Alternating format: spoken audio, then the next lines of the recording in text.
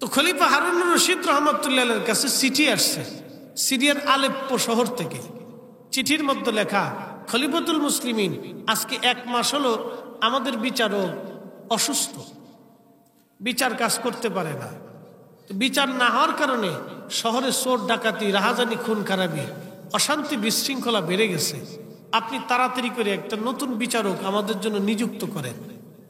তো খলিফার কাছে চিঠি আসার সাথে সাথে খলিফা আরেকটা চিঠি লিখছেন, আগামী 1 সপ্তাহের মধ্যে সিরিয়ার আলেপ্পো নগরীতে একজন বিচারক খলিফার পক্ষ থেকে পৌঁছে যাবে। তো 7 দিনের ভিতরে নতুন বিচারক উপস্থিত হলো। তো লোকেরা সকালবেলা এক বৃদ্ধা নারীকে ধরে নিয়ে এসেছে, এক মহিলা। তো আগের বিচারকরা তো ফজরের নামাজের পরেই বসতো, তারা নামাজ কালাম পড়তো। এখনকার বিচারকরা অনেকেই নামাজ কালাম পড়ে না, তো সেটা আর কি করার আছে। আবার অনেক বিচারক আছে ভালো, 1 পয়সাও নিবে না, অনেক আছে। আমি ঢাকা জজকোর্টে একটা অনুষ্ঠান করছিলাম, আমার মনে আছে। ওখানে আপিল বিভাগের বিচারপতি ছিল, আর কয়েকজন বিচারপতি ওখানে উপস্থিত ছিল। তা আমি যখন ওয়াজ করি তখন দেখি এক বিচারপতি কাঁদতেছে। তখন আমি চিন্তা করলাম যে চোখের পানি যেহেতু আছে, তাহলে অবশ্যই আল্লাহর ভয় অন্তরে আছে। কি কথা ঠিক কিনা? আর ভয় যেহেতু অন্তরে আছে, তাহলে বিচারটা ঠিক মতোই করে। আমি তখন বলছি যে না, দুনিয়াতে সব মানুষ খারাপ না, ভালো আছে। ভালো মন্দ দিয়ে জগৎ আল্লাহ সাজাইছে, সবারই খারাপ বলা যাবে না। পুলিশ ডিভিশনের ভিতরে অনেক ভালো ভালো মানুষ আছে, আছে না ভাই? অনেক ভালো লোক আছে। তো খুব মনোযোগ দিয়ে। তো বিচারক বলতেছে, তোমরা এই বৃদ্ধা নারীরে ধরে আনছো কারণ কি? তো লোকেরা বলতেছে, বিচারক উনি আমাদের রুটির দোকানে রুটি চুরি করতে যে হাতে নাতে ধরা পড়ছে। তো চোরের শাস্তি তো তখন ছিল হাত কেটে ফেলে দেওয়া, খেলাফতের শাস্তি ছিল হাত কেটে ফেলে দেওয়া। তো বিচারক সে রুটির দোকানে রুটি চুরি করতে যে হাতে নাতে ধরা পড়ছে, আমরা তারা ধরে নিয়ে আসছি।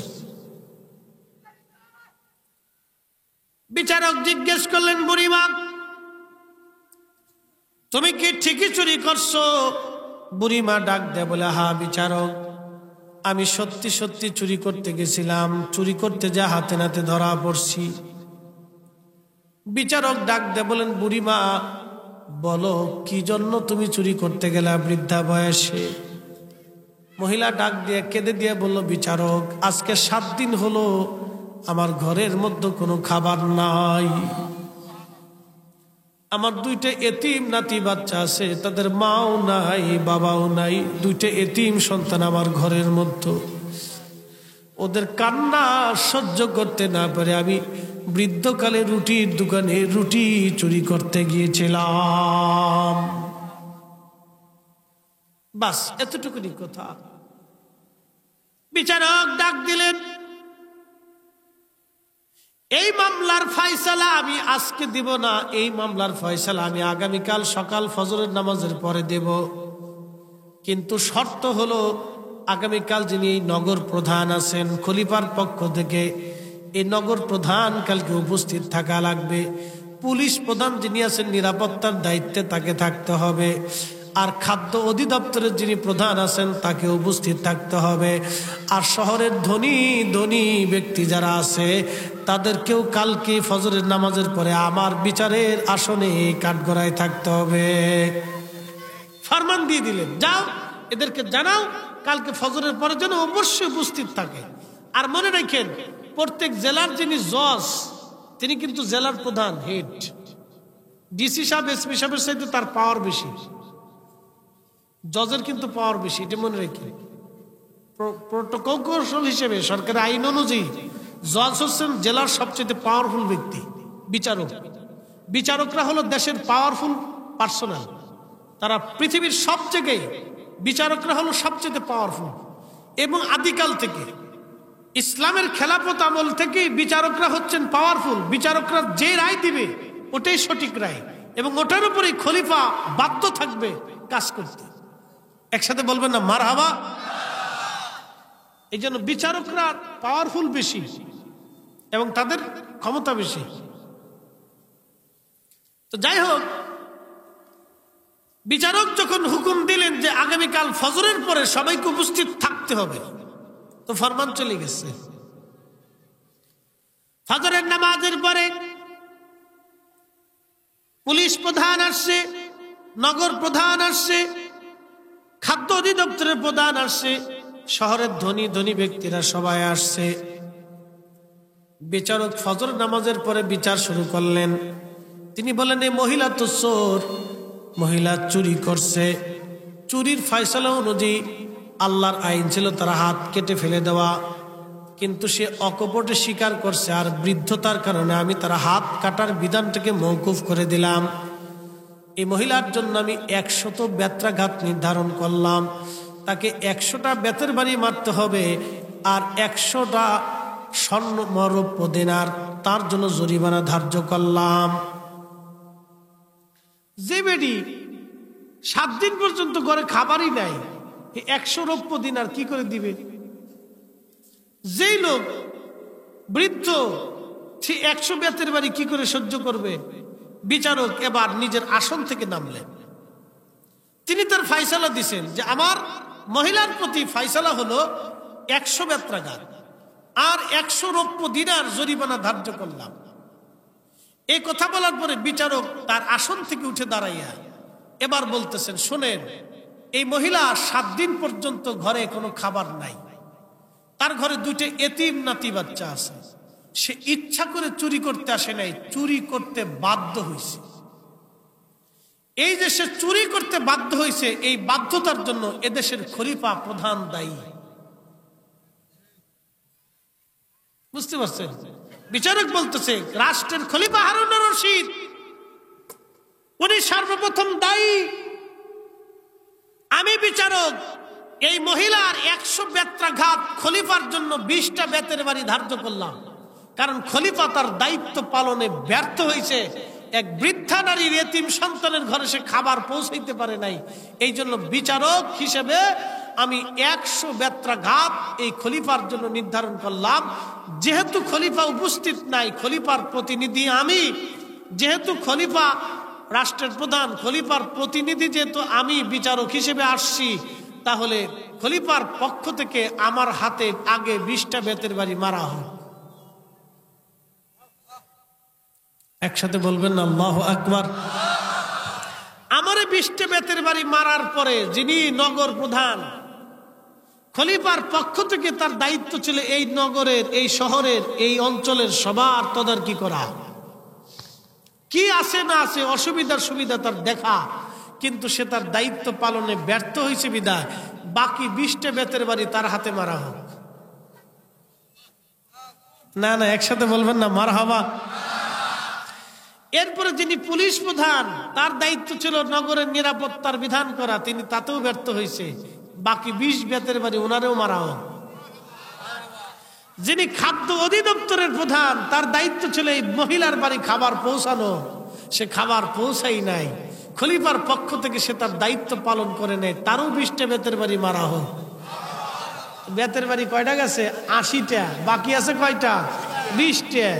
এরপরে বিচারক বলতেছে, বাকি 20টা বেতের বাড়ি ধনী যারা আছে তাদের দায়িত্ব ছিল গরিব মানুষের ঘরে খোঁজ নিয়ে তারপরে রাত্রিবেলা খাবার খাইতে। আল্লাহর নবীর তরিকা ছিল ধনীদের দায়িত্ব গরিব মানুষের বাড়ি খোঁজ খবর নেওয়া, কিন্তু তারা তাদের দায়িত্ব পালনে ব্যর্থ হয়েছে। বাকি 20টা বেতের বাড়ি তাদের মাঝে সমানতালি মেরে দেওয়া হোক। একসাথে বললেন আল্লাহু আকবার। এরকম বিচার যদি আমাদের দেশে চলতো তো দেশ সোনার দেশ হয়ে যেত। কি কথা কন না কেন? কি দেশ হইতো? সোনার দেশ, সোনার দেশ। মানুষ আর মানুষে ভরে যেত, খালি মানুষ দেখা যেত। আল্লাহু আকবার। কোনো দুঃখ থাকতো না কারো মনে, আফসোস থাকতো না, স্বর্ণের দেশ হয়ে যেত।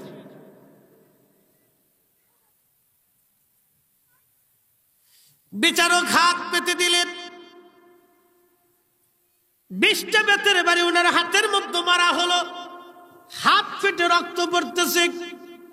তো বাড়িটা তোর কইসে বাড়ি, আসতে সুস্থতে পারি না। বিচারক বলে দিছে, আমাকে যেন দয়া না করা হয়, একবারে সমানতালে মারতে হবে। আমারও যেইভাবে মারবে ওই বাকি সবাইরে ওইভাবেই মারতে হবে, যেন কোনো স্বজন প্রীতি এখানে চলবে না।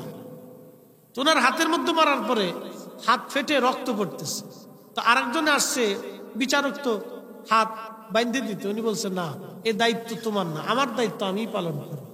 নিজের হাত নিজে বাঁধছে, বান্ধার পরে বলতেছে বাকি সবার হাতে সমান তালে মেরে দেন, আজকে কোনো ফাসলা হবে না, ফাসলা একটা সমান তালে। তো সবাই হাত পাচ্ছে, সবার হাতের মধ্যে সমান তালে কায়দা মতো কইসে কইসিয়ে 20টা করে বেতের বাড়ি মারছে, সবার হাতি ফাইটিয়ে রক্ত পড়তেছে। এই যে রক্তটা যে পড়ছে, এই রক্ত পড়ার সময় সে মনে মনে চিন্তা করছে, জীবন আর এই কাম করতাম না। কি কথা কর না কে? জীবনের দায়িত্ব পালনে আর অবহেলা করতাম না। সবাই যদি যার যার দায়িত্ব সেই ঠিক মতো পালন করত, কি বলবেন? আমার দেশে তো অনেকে মসজিদ কমিটি মসজিদের টেই চুরি করে খায়। কে আসতে ঠিক করলেন? কে জোরে বলেন? মসজিদ কমিটি অনেকে আছে মসজিদের টেই চুরি করে খায়। তো হেরে যদি অর্থমন্ত্রী বানাই দেন, তাহলে কি পরিমাণে চুরি হবে কন্ত? হ্যাঁ, আমরা দেশে জুতা পর্যন্ত চুরি করে ফেলবে একবারে, বুঝতে পারছেন? এরকমও মানুষ আছে। তাহলে যারা মসজিদের টাকা চুরি করে, আপনি রাষ্ট্রেরটা পরে আসেন,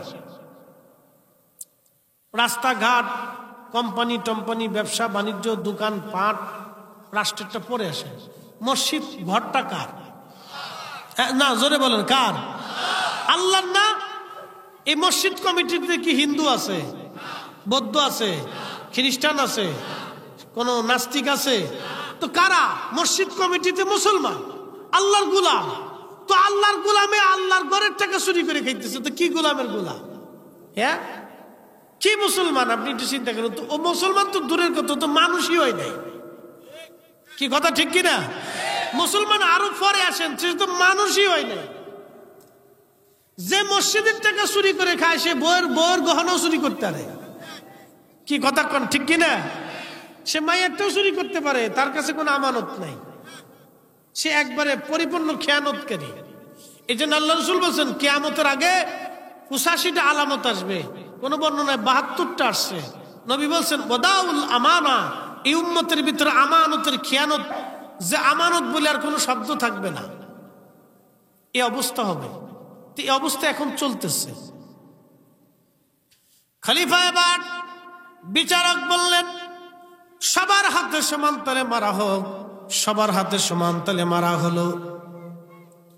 বিচারকরে মারা হলো 20টা, পুলিশ প্রধানরে মারা হলো 20টা, নগর প্রধানরে মারা হলো 20টা, খাদ্য অধিদপ্তরের প্রধানরে মারা হলো 20টা, ধনী ধনী ব্যক্তিদেরকে মারা হলো 20টা বেতের বাড়ি। 100 বেতের বাড়ি শেষ হয়ে যাওয়ার পরে আর 100 রৌপ্য দিনার জরিমানা। খলিফার পক্ষ থেকে বিচারক বললেন, যেহেতু খলিফার পক্ষ থেকে আমি বিচারক, অতএব বিচারক হিসেবে খলিফার পক্ষ থেকে আমি আমার পক্ষ থেকে 50 দিনার এই মহিলার জন্য জমা করলাম, বাকিরাও যেন 50 দিনার করে জমা করে। এইভাবে 400 দিনার জমা হয়ে গেল। 20 দিনার রুটির দোকানদারে দিয়ে দেওয়া হলো, আর 100 দিনার সরকারি কোষাগারে জমা করা হলো। বাকি 280 দিনার ওই মহিলাকে দিয়ে দেয়া বলে হলো, বুড়িমা, এই বাকি 280 দিনার দিয়ে আপনি আপনার নাতিপুতির খরচ কিনে চালাবেন, আর 1 মাসের মধ্যে ইরাকের বাগদাদে আপনি যাবেন।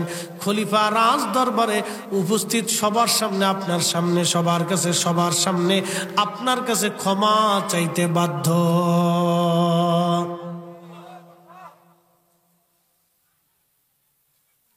খলিফা রাজ দরবারে সবার সামনে আপনার কাছে ক্ষমা চাবে। আপনি 1 মাসের ভিতরে খলিফার কাছে যাবেন, ফরমান দিয়ে দিলেন। একসাথে বলবেন আল্লাহু আকবার। না না, হয় না, হয় না, আরো জোরে, আরো জোরে, আরো জোরে, আরো জোরে। বিচারকরা হচ্ছে জমিনে আল্লাহর পক্ষ থেকে ছায়া। কারণ মানুষ সঠিক বিচারের আশায় প্রতীক্ষায় থাকে। বহু আদালতে, বরগুনা, পটুয়াখালী, বরিশাল, ঢাকা, বহু আদালতে যায় দেখবেন অনেক মানুষের নিভৃতে চোখের পানি ঝরে, বলে কান্দো কেন? বিচার পাইনি। কি কথা কর না কেন? অনেকে কাঁদে, বলে মা কাঁদো কেন? বলে পয়সা নাই বিধায় বিচার পাইনি।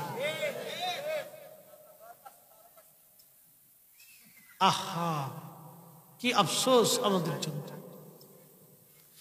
এই জন্য আল্লাহ রাসূল বলছেন, দুনিয়াতে যারা ন্যায় বিচার করবে আরশে মুআল্লার নিচে আল্লাহ তাকে ডেকে নিয়ে জায়গা করে দিয়ে কোটি কোটি বছর আল্লাহ আরশে মুআল্লার নিচে তাকে ছায়ায় রহমতের বাগানে বসায় রাখবে।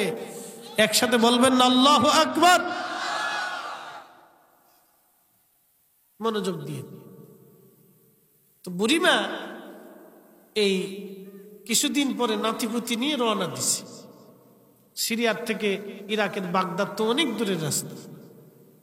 তো আগে তো আর একা একা সফর হইতো না, ওই বিভিন্ন কাফেলা যাইতো। ওই ইরাকে কোন কাফেলা যাবে সেই কাফেলার সাথে রওনা দিছে। যেতে যেতে বুড়িমা ইরাকের বাগদাদি খলিফাতুল মুসলিমিন হারুন রশিদের রাজ দরবারে উপস্থিত। চলে গেলেন বুড়িমা, রাজ দরবারে নাতি নিয়ে রওনা হলেন, 2 নাতি এতিম সন্তান নিয়ে।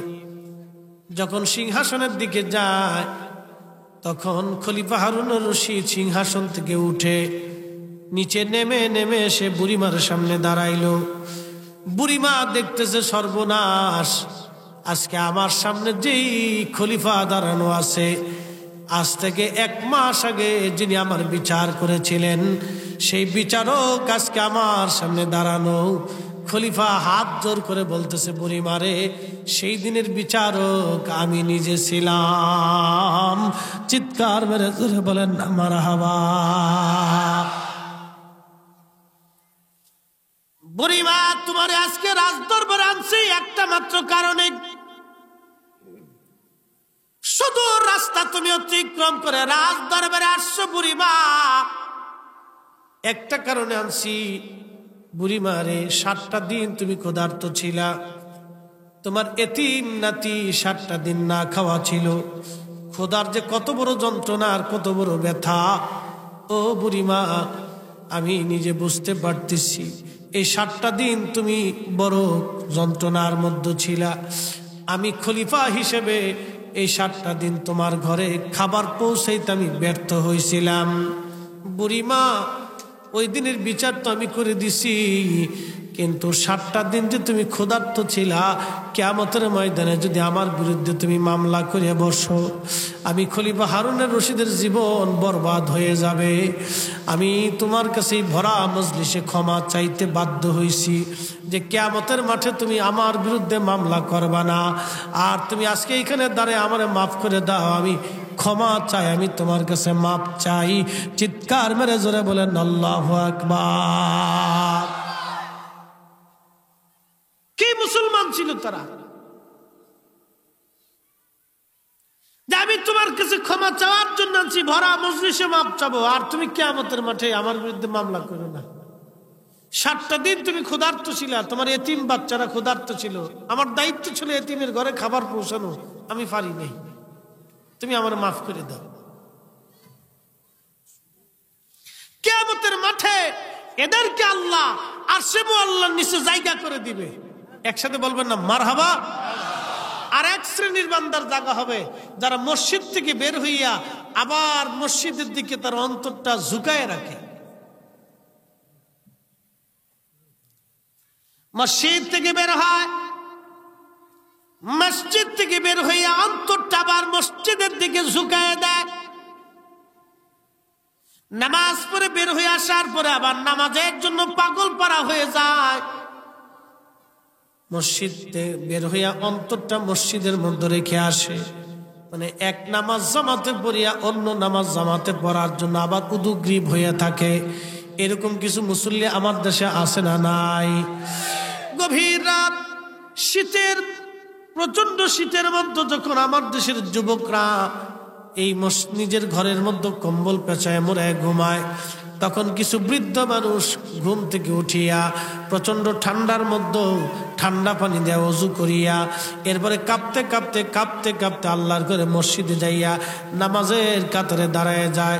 সেজদার মধ্যে পড়ে কিন্তু শরীর তার কাঁপে, সেজদার মধ্যে থাকে কিন্তু শরীর কাঁপতে থাকে।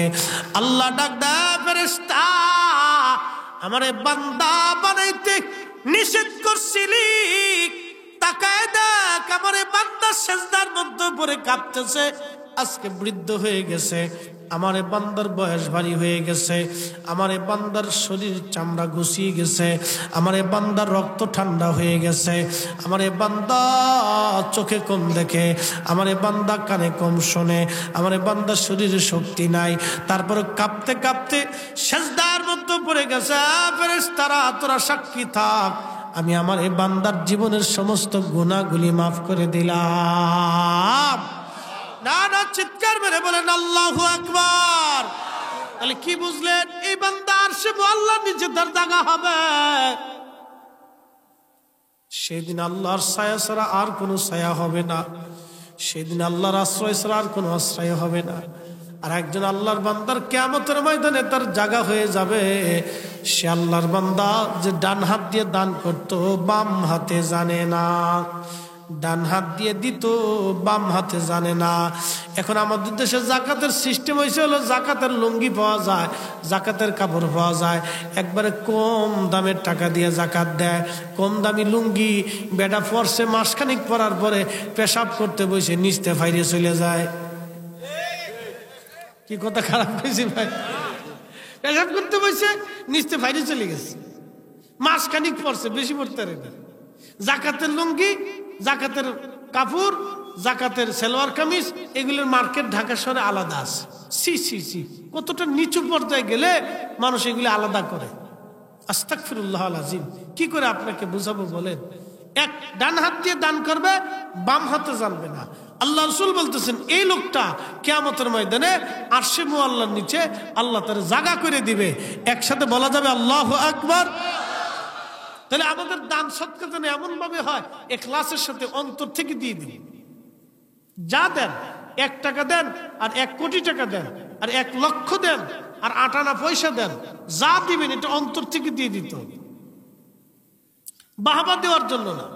কিয়ামতের মাঠে কিছু মানুষ জাহান্নামে চলে যাবে, নামাজি জাহান্নামে যাবে, শহীদ হইছে জাহান্নামে যাবে, দানশীল জাহান্নামে যাবে, আলেম জাহান্নামে চলে যাবে।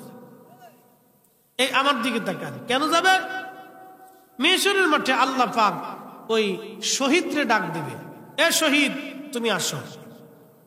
শহীদ আল্লাহর সামনে যে দাঁড়াবে, আল্লাহ বলবে তুমি শহীদ হয়েছিল কেন?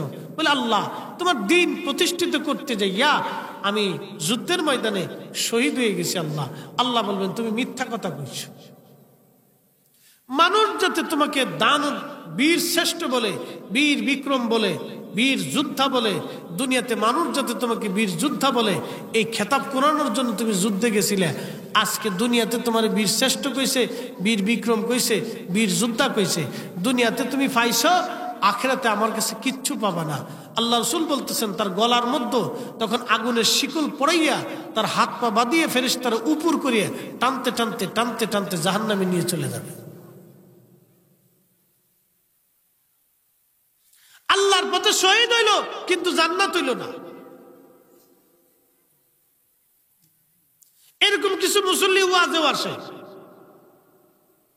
হ্যাঁ চিন্তা হলো তাবার কাছে লাস্টে যায় বসবো। কি কথা কন না কেন? এই চারপাশ দিয়ে ঘুরে ঘুরে টুরে পরে লাস্টে আসবে, একে চিন্তা হলে এটা লাস্টে যায় ধরবো, লাস্টেরটা ধরার দিন চিন্তা তাদের। আর ওই মহিলারা আসে, কিছু মহিলা আসে দেখবেন সার্ভিসতে ঘুরে মেলা টেলাতে ঘুরে টুরে এই বাদাম লটপটি চটপটি পোলাপানের আবি যাবি কিনে টিনে এই বাস। বিরাট বড় মেলা, এখানে যত মানুষ আছে মেলায় তার সাথে বেশি মানুষ বসে রয়েছে ঘুরতেছে, কিন্তু মাহফিলে বসবে না। তার মানে বদনসিব, কপাল পোড়া। কথা কোন ঠিক কিনা? আমার দিকে তাকান, এই শহীদ কিয়ামতের মাঠে জাহান্নামে চলে যাবে। এরপরে আল্লাহ ডাক দিবে দানশীল ব্যক্তি, এ দানশীল ব্যক্তি এদিকে আসো। দুনিয়াতে তুমি অনেক টাকা দান করছো, কোটি কোটি টাকা দিছো, কি জন্য দিছো? বলে আল্লাহ তোমার খুশি করার জন্য দিছিলাম। আল্লাহ বলবে তুমি মিথ্যা কথা কইছো। মানুষ যাতে তোমাকে দানশীল বলে, দানবীর বলে, সমাজসেবক বলে, এগুলি মানুষ যাতে বলে সেই জন্য তুমি দান করছো। তো দুনিয়াতে তুমি দানশীল হইছো, দানবীর হইছো, সমাজসেবক হইছো, বিশিষ্ট দানবীর, বিশিষ্ট দানশীল, বিশিষ্ট অমুক, বিশিষ্ট তমুক, এগুলি দুনিয়াতে তুমি পেয়ে গেছো। আজকে আখেরাতের মাঠে আর কিচ্ছু পাবা না, তুমি চলে যাও। ফেরেশতারা তার গলার মধ্যে শিকল পড়াইয়া হাত পা বাঁধিয়ে উপর করে টানতে টানতে টানতে টানতে জাহান্নামে নিয়ে চলে যাবে। আল্লাহ রাসূল বলেন, আফসোস, দুনিয়াতে কোটি কোটি টাকা দান করলো কিন্তু হাসরে কিচ্ছু পাইল না। আল্লাহ আমাদেরকে ডাক দেবে, এ আলেম ওলামা এদিকে আসো। তুমি আলেম হইছিলে কে? আমরা সেদিন বলবো, আল্লাহ মানুষের দিনের পথে দায় রাখার জন্য, কোরআন হাদিস শিখানোর জন্য আমরা আলেম হইছিলাম। আল্লাহ বলবে, না, মিছে কথা কইছো। মানুষ যাতে তোমাকে আলেম বলে, মুফতি বলে, মুহাদ্দিস বলে, শাইখুল হাদিস বলে, বিরাট বড় বক্তা বলে, বিরাট বড় ওই এটা সেটা বলে, এই জন্য তুমি আলেম হইছিলা। দুনিয়াতে মানুষ তোমার এটা সেটা বহুত কিছু কইছে, আজকে আমার কাছে আর কিচ্ছু পাবা না। সেই দিন আল্লাহ আমাদেরকে টেনে টেনে ওইভাবে জাহান্নামের ভিতর ফেলাই দিবে। শুধু একটু ইখলাসের জন্য, একটু নিয়তের জন্য, গরমিলের জন্য আলেম জাহান্নামে যাবে, দানশীল জাহান্নামে যাবে, শহীদ জাহান্নামে চলে যাবে, নামাজি জাহান্নামে চলে যাবে, শুধু একটু নিয়তের জন্য, একটু নিয়তের গরমিলের জন্য। আচ্ছা, আপনারা বলেন, আপনারা খাবার খান না? না, কথা কন, খাবার খাননি আপনারা? সবাই তো খাবার খান, খাইতে তো হবে, না খেয়ে তো আর বাঁচার কায়দা নেই। খাইতে হবে না ভাই? খাইতে হবে। তো খাওয়ার সময় যদি আপনি নিয়ত করেন যে আল্লাহ, যেই খাদ্যটা আমি খাইতেছি, এই খাবার থেকে যে পুষ্টি হবে, যে শক্তি হবে, এই শক্তি দিয়ে যেন তোমার জিকির করতে পারি, তোমার সেজদা দিতে পারি, নামাজ রোজা করতে পারি, তাহলে ওই যে খাবারটা খাইছেন, ওই খাবারের কোনো হিসাব নেই। কে আসতে কইলেন কেন? জোরে বলেন। একটু মাত্র নিয়তে কত বড় লাভ। আর যদি এই নিয়ত না করেন, তাহলে হিসাব করতে করতে যান শেষ। ট্যাক্স ফাইলে ট্যাক্স জমা হয়ে যাবে, কিয়ামতের ময়দানে আল্লাহ ফাইল যে সামনে দিয়ে দিবে, দাও এবার বুঝাই দাও। ট্যাক্স ফাইলে ট্যাক্স জমা হয়ে গেল, সামান্য একটু নিয়ত। এই জন্য নিয়ত যদি আমাদের বিশুদ্ধ থাকে, তাহলে আর চিন্তা নেই। নিয়তকে বিশুদ্ধ করতে হবে। তাহলে কিয়ামতের ময়দানে আল্লাহর আরশে মুআল্লার নিচে ওই ব্যক্তির জায়গা হবে যে দুনিয়াতে ডান হাত দিয়ে দান করত, বাম হাতে জানতো না, তার জায়গা হয়ে যাবে। 3 নম্বর। 4 নম্বর, ওই ব্যক্তি, যে ব্যক্তি দুনিয়াতে কোনো সুন্দরী রূপসী নারী তাকে অকাম কুকাম করার জন্য আহ্বান করছিল, কিন্তু ওই যুবক ওই সুন্দরী নারীর আহ্বানের ডাকে সাড়া না দিয়ে আল্লাহর ভয়ে নিজেকে নিবৃত রাখছিল। একসাথে বলবেন আল্লাহু আকবার। না না, হয় না, আরো জোরে। এটা অনেক বড় শক্ত ঈমানের পরিচয়। এটা অনেক বড় শক্ত ঈমানের পরিচয়, অনেক বড় দামি ঈমানের পরিচয়। কোন সুন্দরী নারী তাকে জেনা করার জন্য আহ্বান করেছিল, আর সে নিজেকে আল্লাহর ভয়ে নিবৃত রেখেছিল। এই লোক কিয়ামতের মাঠে আল্লাহ আরশে মুআল্লার নিচে এই যুবককে একবারে সাথে করে টান দিয়ে নিয়ে জায়গা করে দিয়ে আরামে বসায় রাখবে। একসাথে জোরে বলেন আল্লাহু আকবার। এরকম একটা যুবকের ঘটনা আজকে আপনাদেরকে শোনাই। তার নাম ছিল সেনাপতি আমর, বাড়ি ছিল তার আরবে। যুদ্ধ করতে গেছে সে ইউরোপে। মুসলমানদের দ্বিতীয় ওমর, যাকে বলা হয় ওমর ইবনে আব্দুল আজিজ, ওনার জমানায় যুদ্ধ করতে যাওয়ার সময় মুসলমানরা কিছু সৈন্যরা রোমান সৈন্যদের হাতে ধরা পড়ে গেল। তার ভিতরে সেনাপতি আমর ছিল একজন। ধরা পড়ার পরে তারে নিয়ে গেল। নিয়ে যাওয়ার সাথে ওনার সাথে ছিল 4 বন্ধু, উনি সহ। ওনার যে 4 বন্ধু ছিল, এই 4 বন্ধুকে রোমান সম্রাট হত্যা করলো, শহীদ করে দিল। ওনাকেও শহীদ করবে ঠিক এমন সময় খ্রিস্টানদের যে প্রধান পোপ ছিল, ধর্মগুরু, এই ধর্মগুরু বলতেছে, বাচ্চা আপনি যদি অনুমতি দেন তাহলে আমি একটা কথা বলতে পারি। বলে কি কথা বলেন?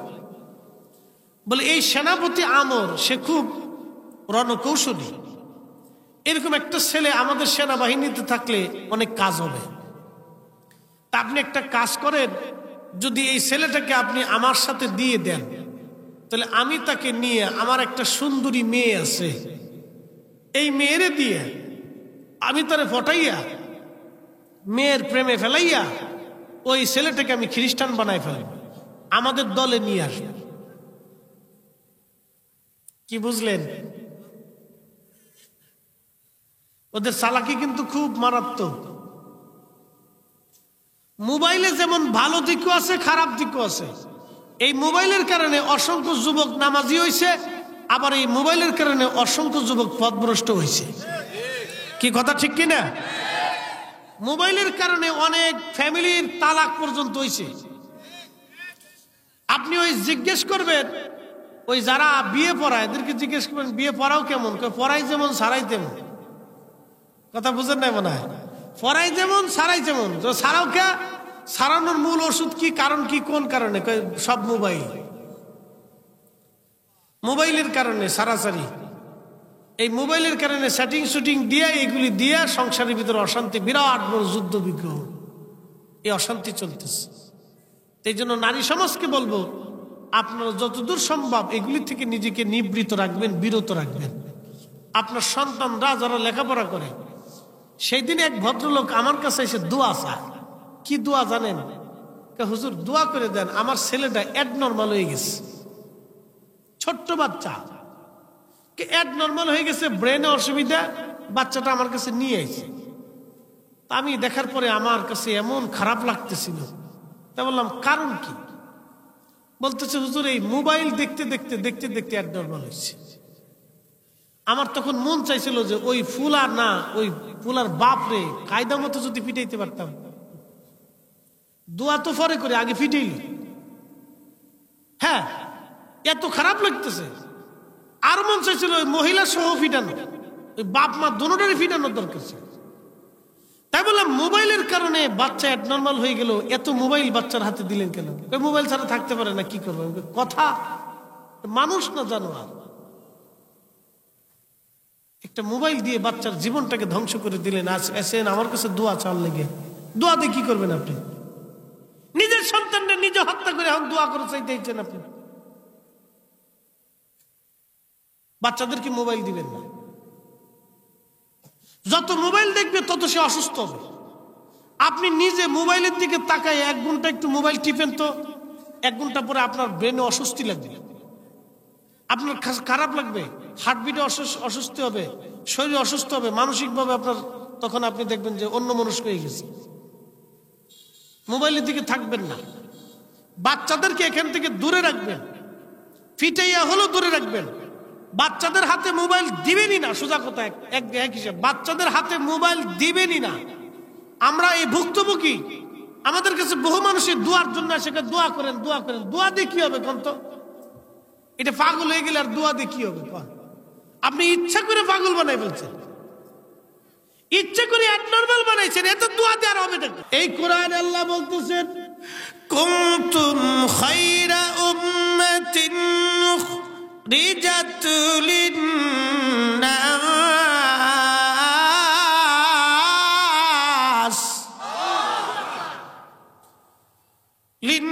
লিন্নাসি তা'মুরুনা বিল মা'রুফি ওয়া তানহাউনা 'আনিল মুনকার। আল্লাহ বলেন, কুনতুম খায়রা উম্মাতিন উখরিজাত লিন্নাস, তোমাদেরকে সর্বশ্রেষ্ঠ উম্মত বানাইছি। একসাথে বলবেন আল্লাহু আকবার। হযরত মুসা নবী, হযরত আদম নবী শফিউল্লাহ, হযরত মুসা নবী কালিমুল্লাহ, হযরত ঈসা নবী রুহুল্লাহ, হযরত ইব্রাহিম নবী খলিলুল্লাহ, হযরত ইসমাইল জবিহুল্লাহ। আল্লাহ এক একজন নবীকে এক একটা লকব দিলেন। আর আমাদের নবী হলো হাবিবুল্লাহ।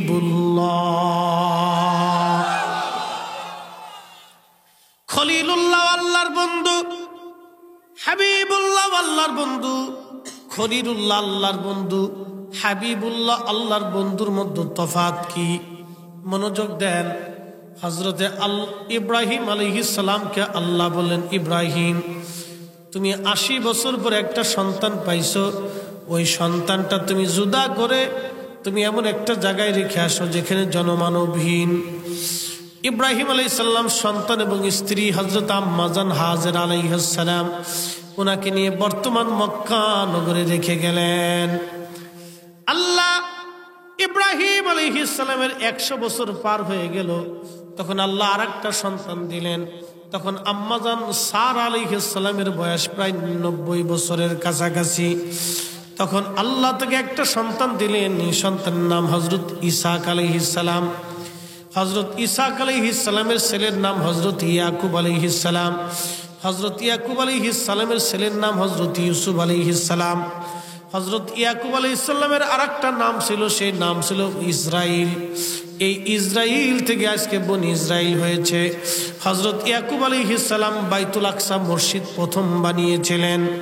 প্রথম বাইতুল আকসা মসজিদটা হযরত ইয়াকুব আলাইহিস সালাম বানিয়েছিলেন। হযরত ইয়াকুব এবং ইসহাককে কেন্দ্র করে বর্তমানে যে বাইতুল আকসা নিয়ে ফিলিস্তিনের সাথে যুদ্ধ হয়, এই মসজিদটা হযরত ইয়াকুব আলাইহিস সালামকে কেন্দ্র করে। আর হযরত ইসমাইল আলাইহিস সালামকে কেন্দ্র করে হলো বাইতুল্লাহ কাবা শরীফ। হযরত ইসমাইল আলাইহিস সালামের নসলে আল্লাহ রাব্বুল আলামিন একজন নবী দুনিয়াতে পাঠাইলেন, তিনি আমার আপনার নবী। আর হযরত ইসহাক আলাইহিস সালামের নসলে আমার আল্লাহ ৭০,০০০ নবী পাঠাইছিলেন বনি ইসরাইলের মধ্যে। একজন দুইজন নবী না, ৭০,০০০ নবী পাঠিয়েছিলেন। আর এই বনি ইসরাইলের লোকেরা ৩০০ নবীকে হত্যা করেছিল। ৩০০ নবীকে তারা মার্ডার করেছিল। যেই বনি ইসরাইল ৩০০ নবীকে হত্যা করতে পারে, তার মানে বোঝা গেল ওরা সাধারণ মানুষ মেরে ফেলবে, ওদের হাত কাঁপবে না।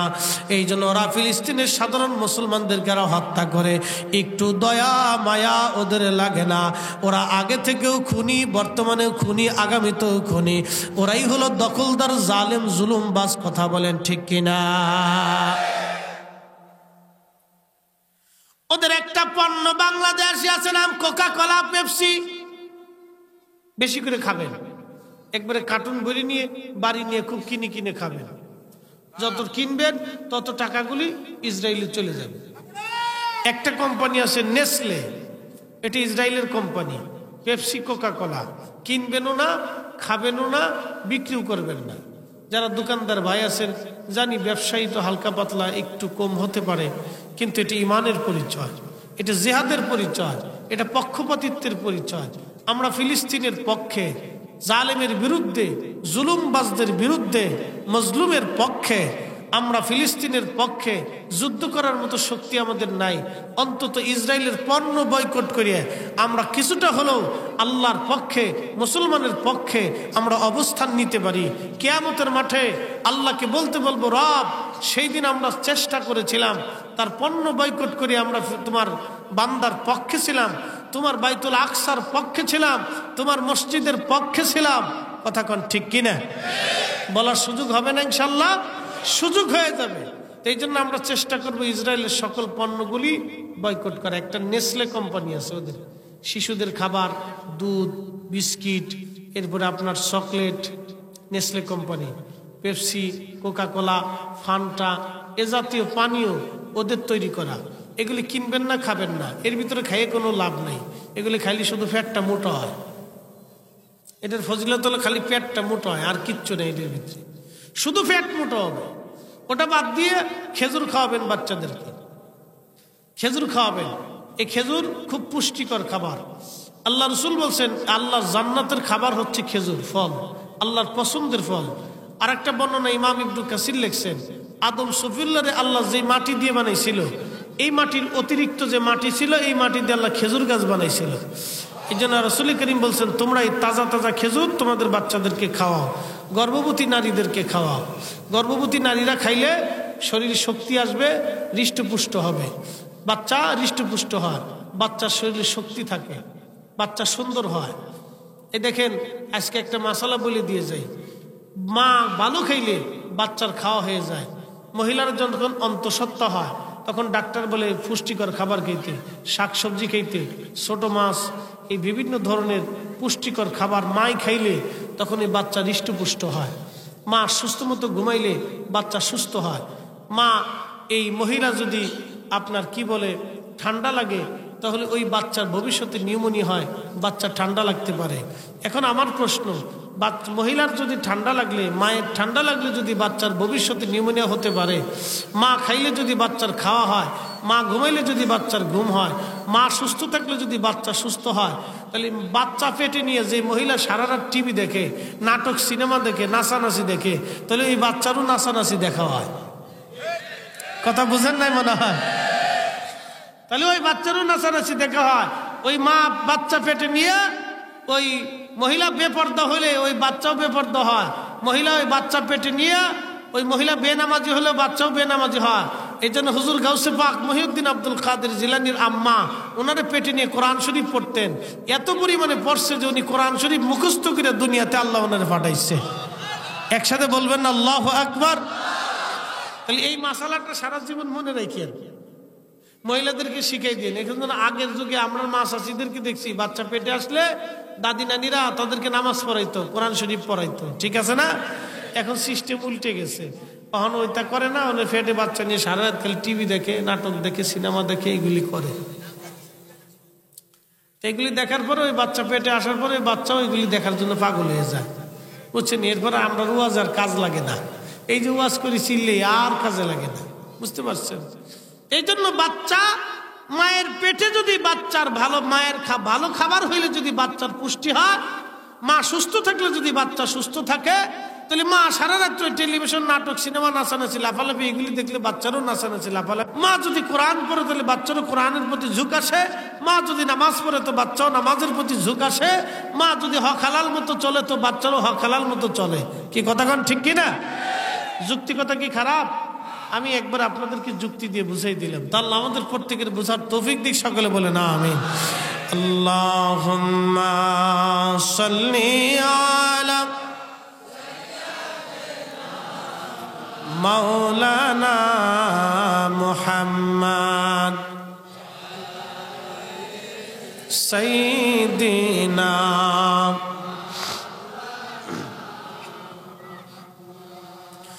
হযরত ইসহাক আলাইহিস সালামকে কেন্দ্র করে বনি ইসরাইলে বাইতুল আকসাকে কেন্দ্র করে আমার আল্লাহ ৭০,০০০ নবী পাঠাইলেন। আর বাইতুল্লাহকে কেন্দ্র করে আল্লাহ ইসমাইলের রক্তধর অনুযায়ী একজন নবী পাঠাইলেন। তিনি আমার আপনার নবী রাহমাতুল লিল আলামিন। একজন নবীকে যদি এক পাল্লায় দেন, ৭০,০০০ নবীকে যদি আর এক পাল্লায় দেন, আমাদের নবীর ওজনের সমান হবে না। কথা বলেন ঠিক কিনা? তেলের গাড়ি তেলে চলে,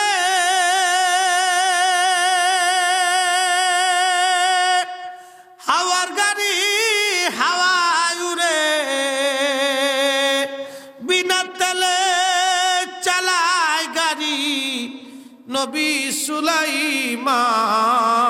আমরা সেই মুসলমান, আমরা সেই মুসলমান।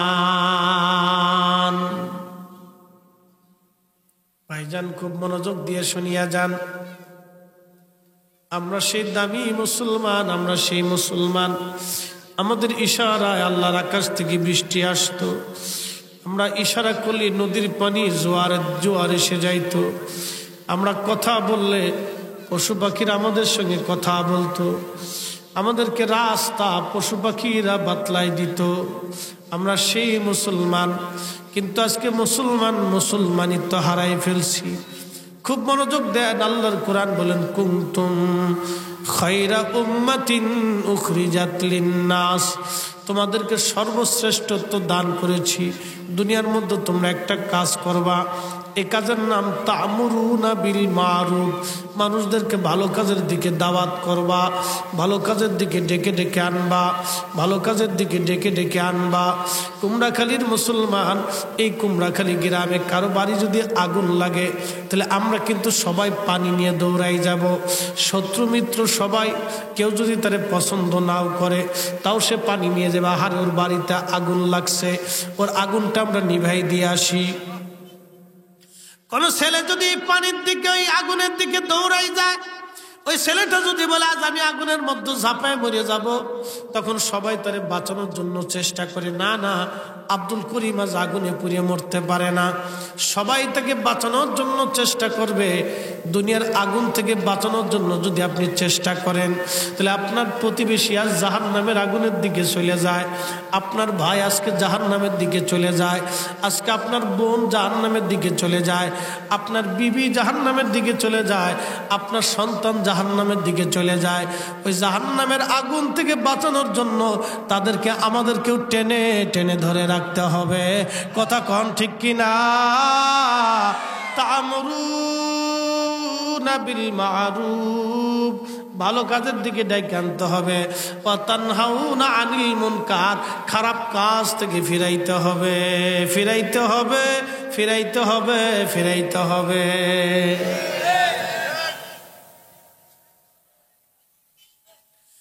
তোমরা খালির মুসলমান যুবক বন্ধু শুনিয়া যাও, এ মাহফিল তো সাজাইছে আমার যুবক ভাইরা, কথা ঠিক কিনা? কোনটা সাজাইছে? বৃদ্ধরা সহযোগিতা করছে, এলাকার মানুষ সহমর্মিতা দিছে, পরামর্শ দিছে, আপনারা আসছেন। আবার অনেকে আসছে কিন্তু ঘুরতেছে, কেউ লটপটি কিনতেছে, শটপটি কিনতেছে, বাদাম খাইতেছে, গল্প গুজব করতেছে। তার মানে তারা চিন্তা করতেছে আমরা মনে হয় দুনিয়াতে বহুদিন বাঁচব,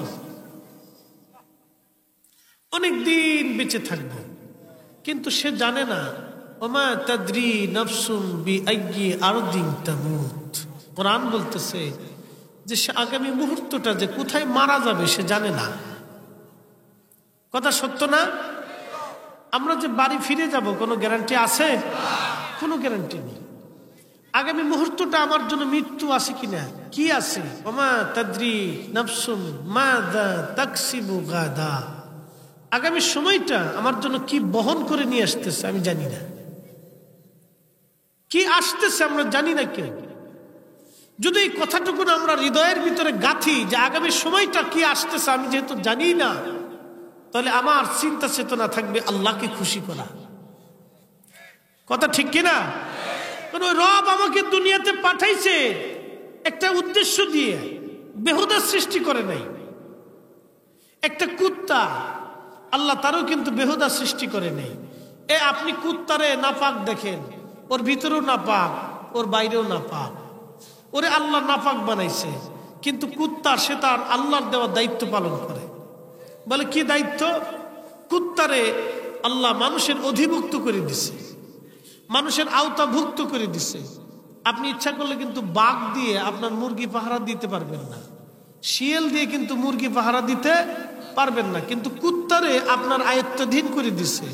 আপনি দুইটা খাবার দেন তো ফসা গলা দেন, তো ভালো কোনো বাসনে দেন না, ভাঙ্গা বাসনের ভিতরে এক কোণায় দিয়ে দেন, মাটির উপরে দেন, ওটা খায়। খাইয়ে ও এমন মনিব ভক্ত যে আপনি ফসা দিছেন, গলা দিছেন, উচ্ছিষ্ট দিছেন, এটা খাইয়া ও আপনার বাড়ি পাহারা দেয়। কুত্তা কিন্তু চুক্তি করে নেই আপনার সাথে যে আপনি আমার 3 বেলা দিবেন আর আমি সারা রাত পাহারা দেব, 2 বেলা দিবেন আর সারা রাত পাহারা দেব। ওর কিন্তু ব্যাংকের অ্যাকাউন্টও আপনি করে দেন নাই, ওর বাচ্চা কাচ্চারে ওই চিকিৎসা করাইতে হবে, ওর মাসের বেতন দিতে হবে, ভালো খাট দিতে হবে, 4টা কম্বল দিতে হবে। এগুলি কিন্তু কুত্তার সাথে কোনো বনিবনা চুক্তিপত্র নাই। ওর চুক্তি হলো আল্লাহর সাথে। আল্লাহ বলছে আমার বান্দা তোরে যা খাওয়াবে তুই খাবি আর আমার বান্দারে পাহারা দিবি, কিন্তু বেঈমানি করতে পারবি না। কুত্তা কিন্তু তার দায়িত্ব ঠিকই পালন করে, ও কিন্তু ঠিকই তার দায়িত্ব পালন করে, ফসা গলা যাই দেন ও খাচ্ছে, কিন্তু বেঈমানি করে না। একটা সন্তানকে 40 বছর খাওয়াচ্ছেন, 40 বছর পরে বিয়ে করার পরে সন্তান আলাদা হয়ে যায়, জুদা হয়ে যায়, বাপ মার খোঁজ নেয় না, ও কুত্তার চাইতেও খারাপ। কে আসতে কইলেন কেন? জোরে বলেন। এগুলো বুঝতে হবে ভাই, খালি ওয়াজ শুনলে হবে না, ওয়াজ বাড়ি পর্যন্ত নিতে হবে। এগুলো হলো বুঝার জিনিস। কুত্তা থেকেও আমাদের শিখার অনেক কিছু আছে। আল্লাহর দেওয়া দায়িত্ব পালন করতেছে, কিন্তু আমরা মানুষ আল্লাহর দেওয়া দায়িত্ব পালন করি না। আল্লাহর দেওয়া দায়িত্ব কিন্তু আমরা পালন করি না। যদি আমরা করতাম তাহলে আমরা জীবনে ধন্য হইতাম। আমরা পালন করি না। প্রিয় মুসলমান, আল্লাহর দেওয়া দায়িত্ব যদি আমরা পালন করতাম আমরা ধন্য হয়ে যাইতাম। কুত্তা আপনার বাড়ি পাহারা দিলে একটা বিড়াল, এই বিড়ালটা কিন্তু আপনার ঘরের মধ্যে থাকে, আপনার বিছানায় ঘুমায়। দেখবেন ওরা খাবার দিচ্ছেন, শুধু ঘুমায় থাকে না, ওরা আপনার ইঁদুর মেরে মেরে আপনার এই ফসলের নিরাপত্তাও দেয়, আপনার পরিচর্যা রাখে। ইঁদুর তারপরে ওই চিকেমিকে এগুলো ঢুকতে দেয় না, তেলাপোকাও ঢুকতে দেয় না, ও ফাইলিয়ে মারে। আপনার বাড়িঘর সবসময় পরিষ্কার রাখে। বিড়াল যদি পালেন ঘরের মধ্যে সাপ আসে না, জিন আসে না। বিড়ালের একটা সুবিধা হলো বিড়াল ঘরের মধ্যে থাকলে জিন আসে না। জিনেরা বিড়ালরে ভয় পায়, কারণ বিড়ালের নিঃশ্বাসের ভিতরে একটা পাওয়ার আছে। আল্লাহ বিড়াল দেখেন, আল্লাহ নবী জিন বিড়াল কেন পালা আদর করতেন? বিড়াল এই জন্য আদর করতেন, বিড়াল ঘরের মধ্যে থাকলে যত বড় শক্তিশালী জিন হোক ও আসবে না। একবার জোরে বলা যাবে কি মারহাবা।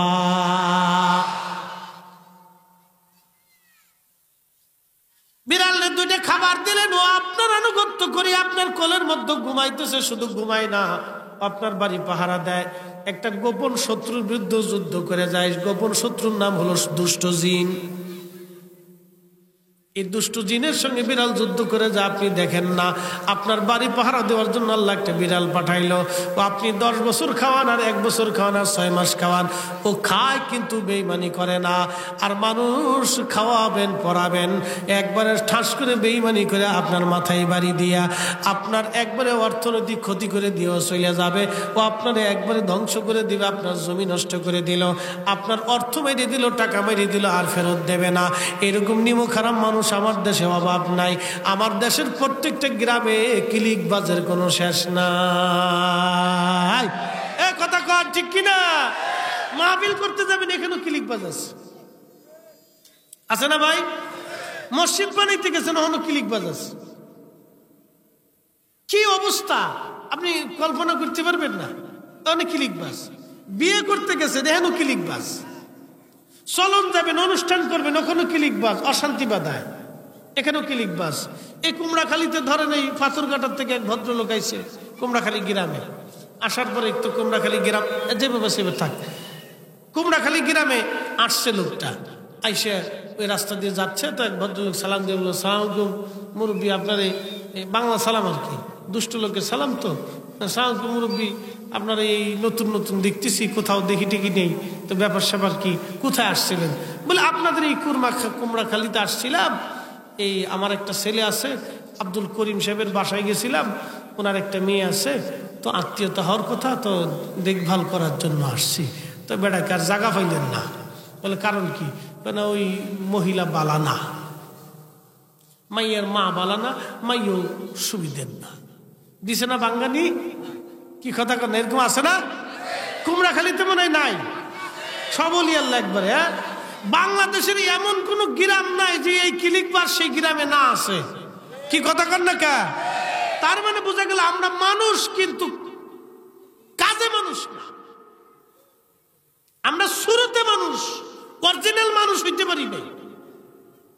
শুরুতে খালি মানুষ, অরিজিনাল মানুষ হইতে পারি নাই। আপনাদেরকে আরেকটু বুঝাই। কুত্তায় কুত্তায় মারামারি করে, এক কুত্তা আর এক কুত্তারে মার্ডার করে। হ্যাঁ, বিড়ালে বিড়ালে মারামারি করে, এক বিড়াল আর এক বিড়ালে কিন্তু মার্ডার করে না। কুত্তায় কুত্তায় কিন্তু বিরাট যুদ্ধ হয়।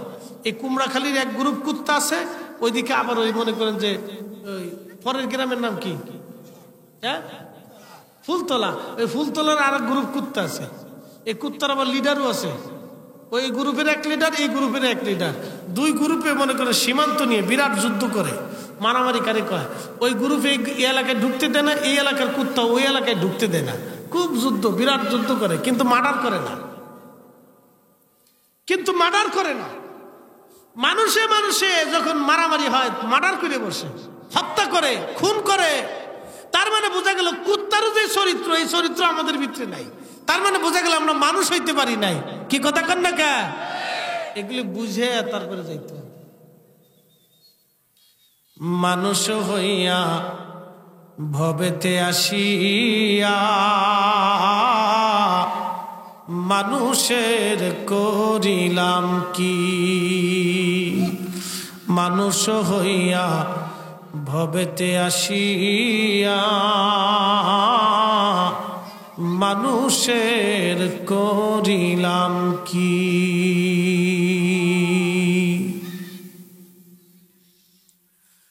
কুমড়াখালীর মুসলমান, বারগুনার মুসলমান, আল্লাহ দুনিয়াতে মানুষ বানাইয়া পৃথিবীর মধ্যে পাঠাইলেন। কেন পাঠাইলেন, কি জন্য পাঠাইলেন? কোরআনে আমার আল্লাহ বলতেছেন, ওমা খালাকুতুল জিন্না ওয়াল ইনসা ইল্লা লিয়াবুদুন।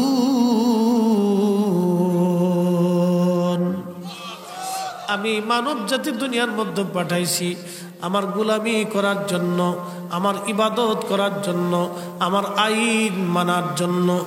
এই Quran the complete food of life, একবারে পরিপূর্ণ একটা জীবন বিধান এই কোরআন।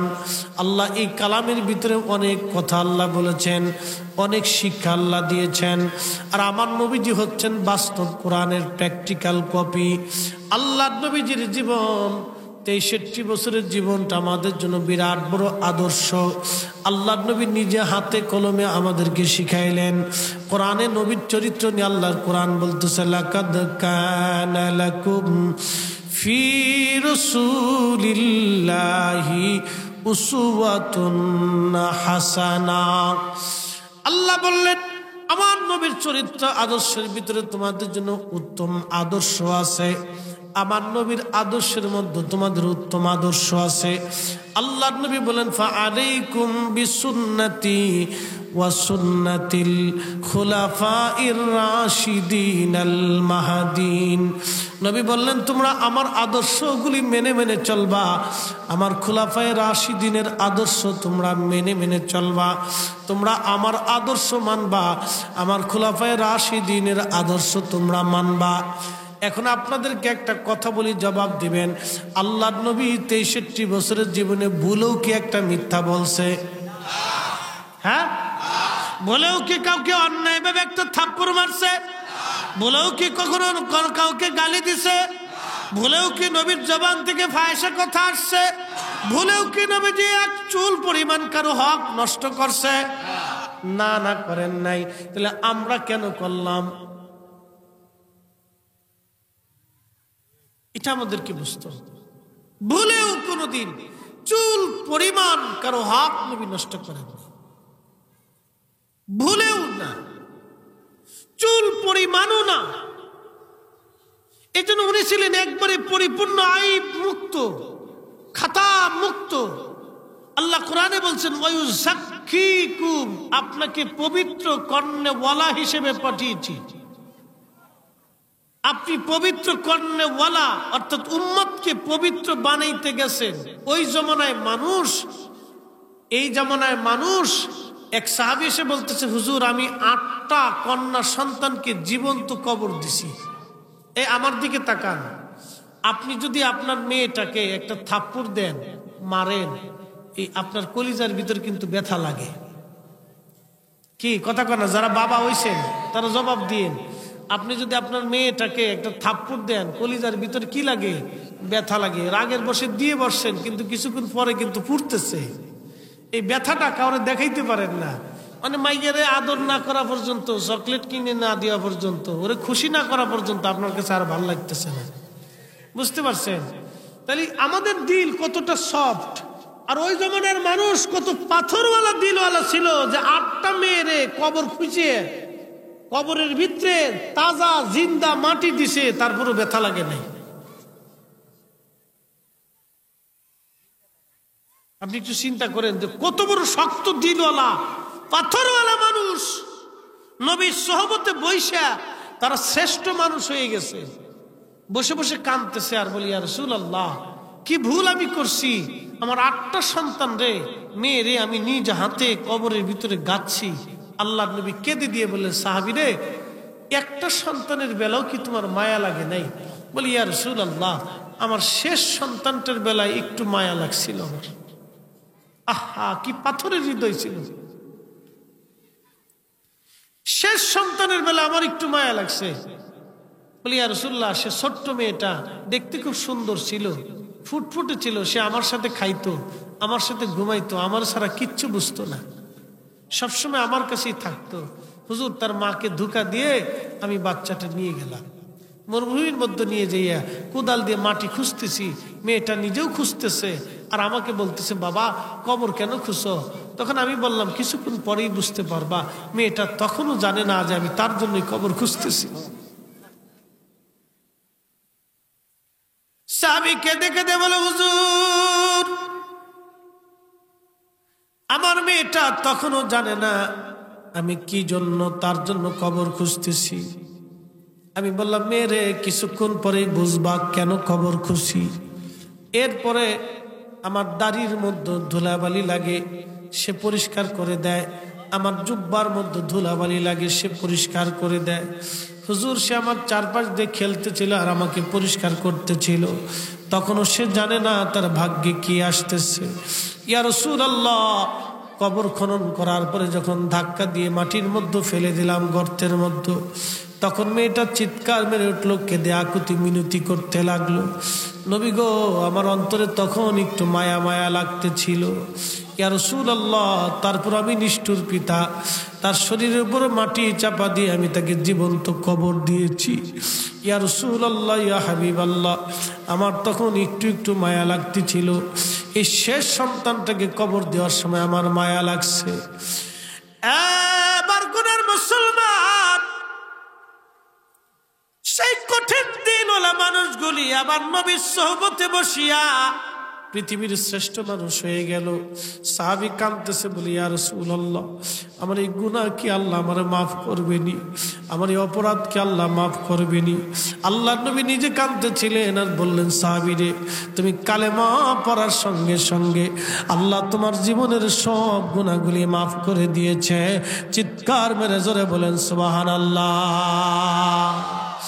শ্রেষ্ঠ নবী দিলাম তরিয়ে নিতে রোজাহাসুরি, ঠিক কিনা? শ্রেষ্ঠ নবী দিলাম তরিয়ে নিতে রোজাহাসুরি, পথ না ভুলি তাই তো দিলে পাক কুরআনের বাণী। খুদা তোমার মেহেরবানি, সুন্দর ফল সুন্দর ফল, মিঠা নদীর পানি। খুদা তোমার মেহেরবানি, বলেন খুদা তোমার মেহেরবানি। আবার গুনার মুসলমান, আমাদেরকে মানুষের মতো মানুষ হতে হবে, মুসলমানের মতো মুসলমান হতে হবে। যদি ইসলামের মধ্যে আসেন তো পরিপূর্ণ মতো আসতে হবে।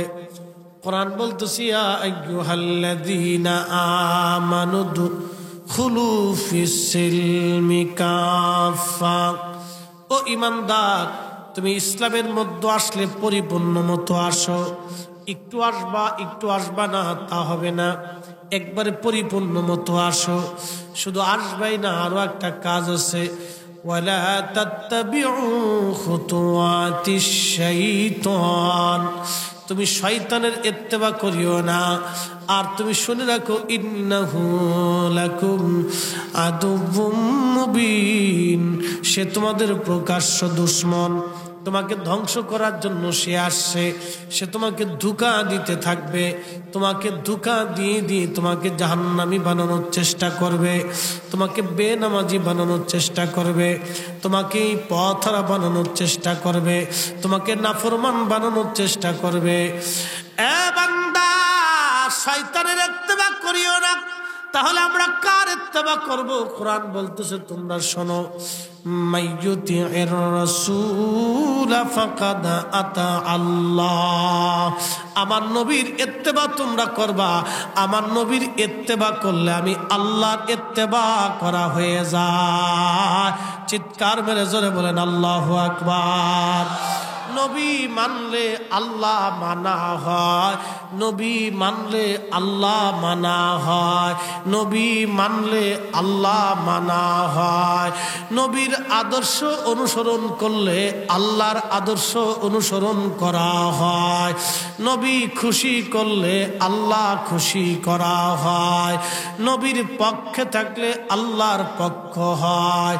নবীর দল হলে আল্লাহর দল হয়। এই জন্য কবরে নামানোর সময় বলা হয় বিসমিল্লাহি ওয়া আলা মিল্লাতে রাসূলিল্লাহ। তোমাকে আল্লাহর নামে নবীর মিল্লাতে নবীর দলে কবরে নামানো হলো। নবীর দল আল্লাহর দল, নবীর সম্মান আল্লাহর সম্মান। নবী খুশি আল্লাহ খুশি, নবী রাজি আল্লাহ রাজি। এই জন্য সাহাবীরা নবী খুশি করতেন, নবী রাজি করতেন, আল্লাহর নবীকে খুশি রাখতেন, সন্তুষ্ট রাখতেন। নবীর আদর্শ নিজেদের ভিতরে তারা গাঁথতেন, নবীকে তারা ভালোবাসতেন। একসাথে জোরে বলা যাবে কি আল্লাহু আকবার।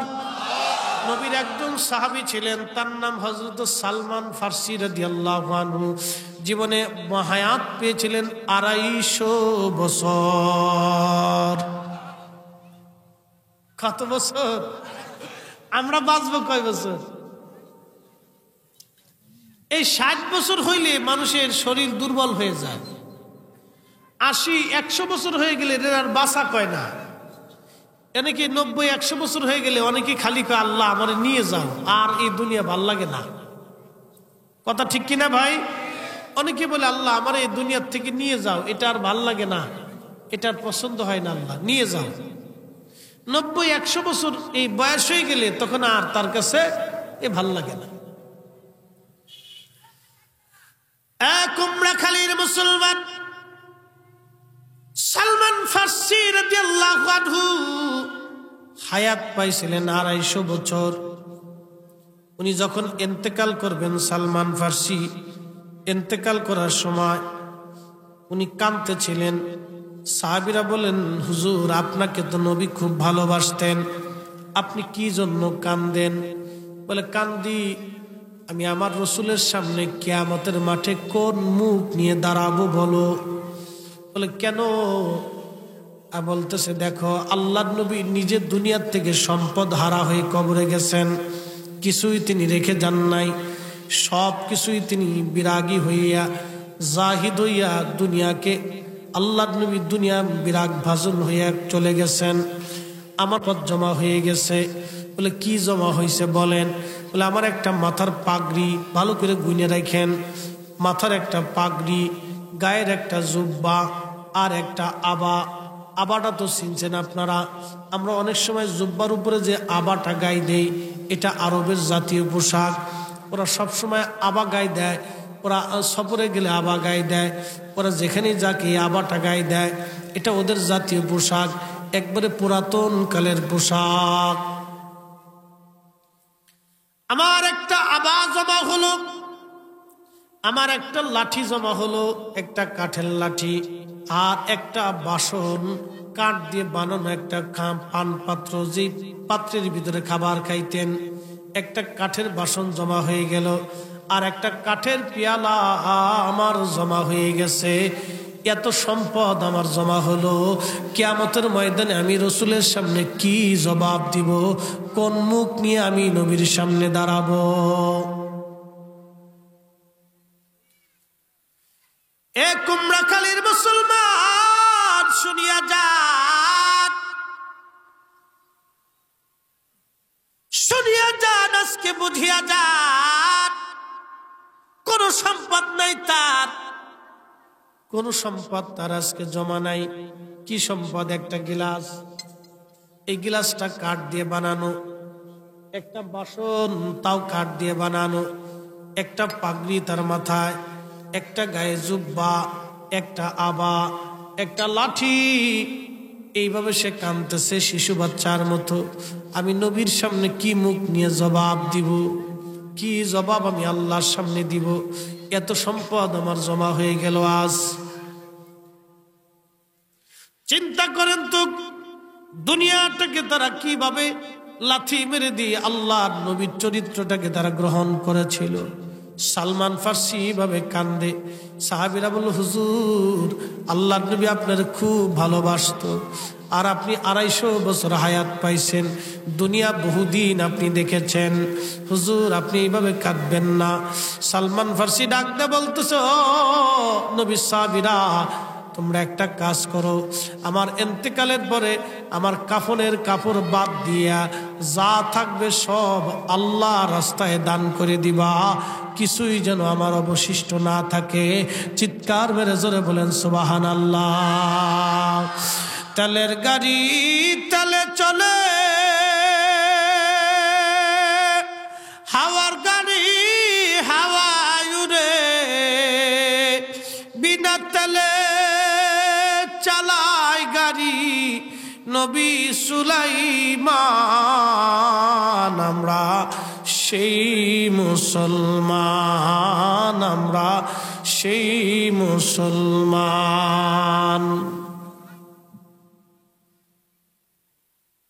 চিন্তা করেন তো, একজন সাহাবী কিভাবে রাসূল করিমের আদর্শটাকে মেনে নিছে, কিভাবে তারা মানছে রাসূল করিমের আদর্শকে, যে না আমার জীবনের সমস্ত সম্পদগুলি ফি সাবিলিল্লাহ আল্লাহর রাস্তায় দান করে দিয়ে দিলাম। দুনিয়া বিরাগী ছিলেন। একসাথে বলা যাবে আল্লাহু আকবার? না না, আরো জোরে, আরো জোরে, আল্লাহু আকবার। আল্লাহু আকবার ওয়ালিল্লাহিল হামদু, বিসমিল্লাহির রাহমানির রাহিম।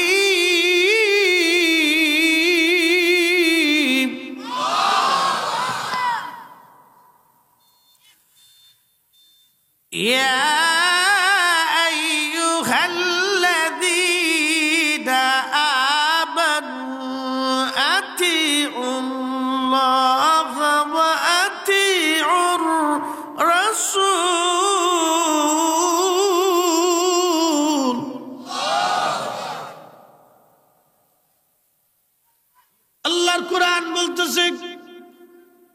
আমি আল্লাহ মানার পরে আমার নবী মানা লাগবে, আমি আল্লাহ মানার পরে আমার নবী মানা লাগবে, আল্লাহ মানার পরে নবী মানা লাগবে, আল্লাহ মানার পরে নবী মানা লাগবে।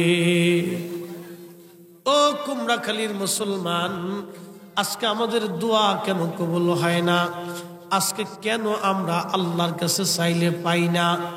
কেন আমাদের হাজত আল্লাহ পূরণ করে না? আমরা চাইলেই কেন হয় না? আজকে তার একটা বাস্তব রূপ আপনাদেরকে শোনাই দিয়ে যাই। মুসা আলাইহিস সালাতু ওয়াস সালামের জমানায় বহুদিন হলো বৃষ্টি হয় না।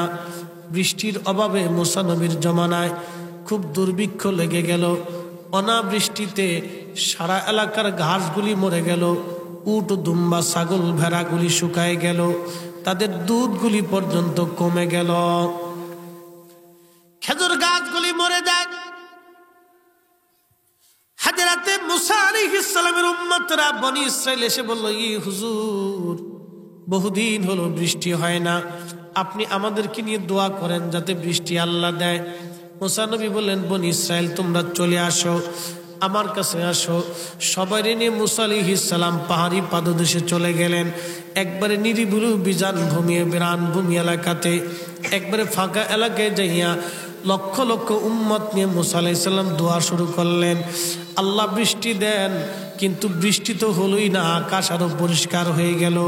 শুধু পরিষ্কার হলো না, আরো বেশি পরিমাণে গরম পড়া শুরু হয়ে গেল। উম্মতেরা ডাকতে বলতেছে, মুসা নবী, এত পরিমাণে গরম শুরু হয়েছে, বৃষ্টি তো হয় না, আরো বেশি গরম পড়া ধরলো। ও আল্লাহর নবী, এখন হইলটা কি আমাদের? মুসা আলাইহিস সালাম ডাক দিয়ে বললেন, তাহলে এক কাজ করো, তোমাদের মধ্যে কেউ যদি গুনাহ করে থাকো তাহলে গুনাহওয়ালা যারা আছো তোমরা চলে যাও, আর যারা গুনাহ করো নাই তারা বসে থাকো। কি বুঝলেন? যারা গুনাহ করছো তারা চলে যাও, আর যারা গুনাহ করো নাই তারা বসে থাকো। তো অর্ধেক মানুষ চলে গেল, অর্ধেক মানুষ বসে রয়েছে, আবার দোয়া শুরু করছে, আল্লাহ বৃষ্টি দেন, বৃষ্টি দেন, কিন্তু বৃষ্টি হয় না। আকাশ আরো পরিষ্কার হইয়া আরো গরম পড়া শুরু হইল। উম্মতেরা ডাক দেখে, নবী গো, গরম তো আরো বেশি বাড়ে। মুসা নবী ডাক দিয়ে বললেন, ও আমার উম্মতরা, তোমরা শোনো, তোমাদের মধ্যে জীবনে একটা গুনাহ যে করছো সে চলে যাও, আর বাকিরা বসে থাকো। একটা গুনাহ যে করছো সে চলে যাও। সবাই চলে গেল, সব চলে গেল। মজলিসের বিরাট বড় মাঠের এক কোনায় এক অন্ধ লোক বসে রয়েছে। চিৎকার মেরে জোরে বলেন আল্লাহু আকবার। এক অন্ধ লোক বসা আছে, বন্ধ। আল্লাহ নবী মুসা বলেন, এই বেটা অন্ধা, তুই কি শুনিস নাই আমি বলেছি একটা গুনাহ যদি কারো হয় চলে যাইতে, তুই এখনো বসে রয়েছিস কে? আমি আগেই কইছি, কিয়ামতের মাঠে বহু মানুষ অপমান হবে। ধনীরা আল্লাহর সামনে মাথা নত করে পড়ে থাকবে। কোটি কোটি টাকার মালিকের কোনো 4 পয়সার দাম হবে না। দুনিয়াতে যারা সম্মানিত কিয়ামতে অসম্মানিত হবে। বড় বড় রাজা বাদশারা সেজদার মধ্যে পড়ে কাঁপতে থাকবে। সেদিন কেউ তাদেরকে জিজ্ঞাসাও করবে না, 1 পয়সাও দাম হবে না। বিরাট বড় ধনী, বিরাট বড় রাষ্ট্রপতি, আল্লাহর হাসরের মাঠে 4 পয়সাও দাম হবে না তার।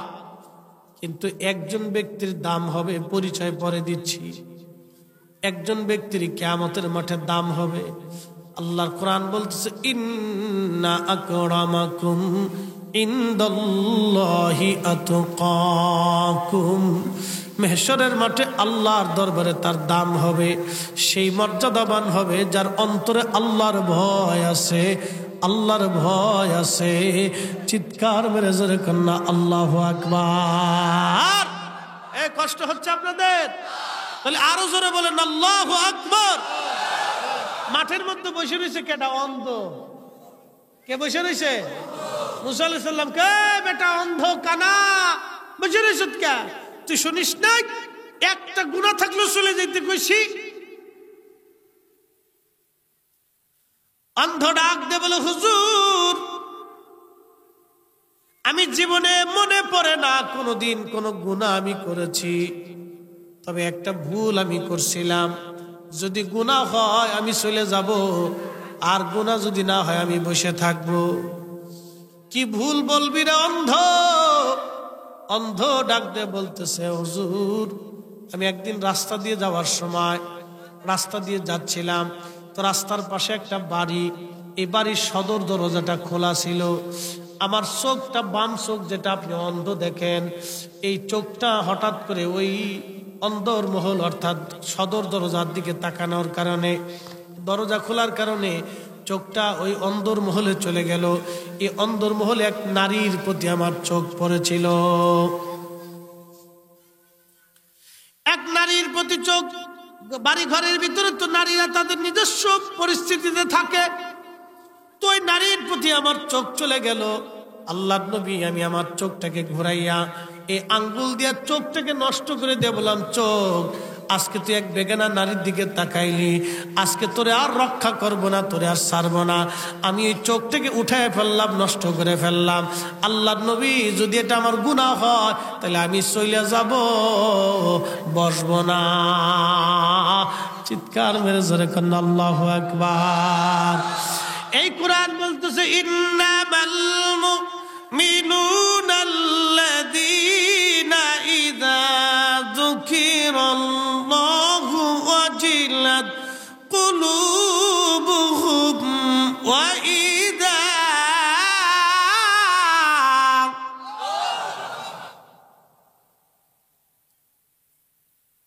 وَإِذَا تُلِيَتْ عَلَيْهِمْ آيَاتُهُ زَادَتْهُمْ ঈমানা।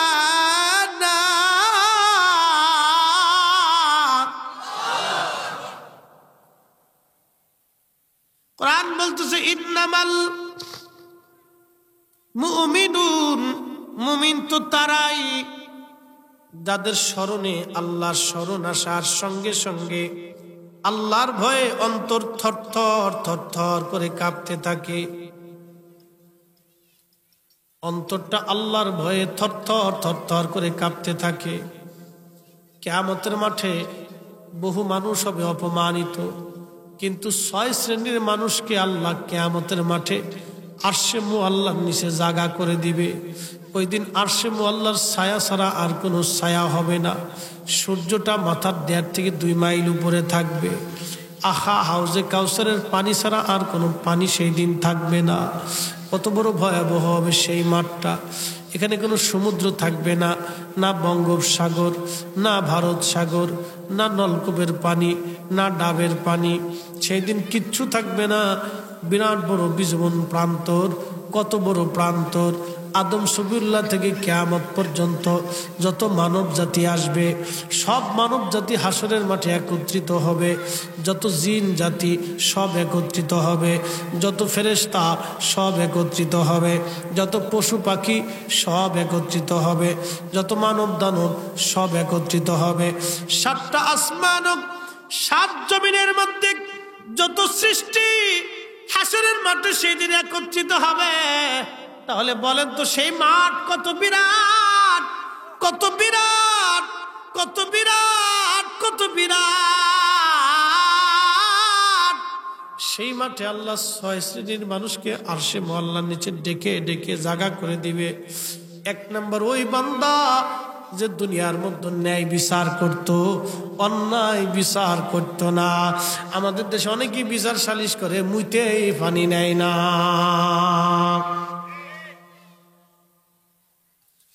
অনেকে বিচার সালিশ করে, পেশাব করে পানি নেয় না। বলে হুজুর কি বললেন আপনি? যে লোক পেশাব করে পানি নেয় না সে বিচার করবে কি? তার বিচার তো অরিজিনাল হওয়ার কথা না। তার অন্তরে তো আল্লাহর ভয় নাই। কি কথা কন না কেন, ঠিক কিনা? অনেক জায়গায় বিচার হয়, 2 নম্বরই বিচার হয়, পক্ষপাতিত্বের বিচার হয়, দলের টানে বিচার হয়, মতের টানে বিচার হয়। কিয়ামতের ময়দানে এই বিচারক আল্লাহর আদালতে ধরা পড়ে যাবে।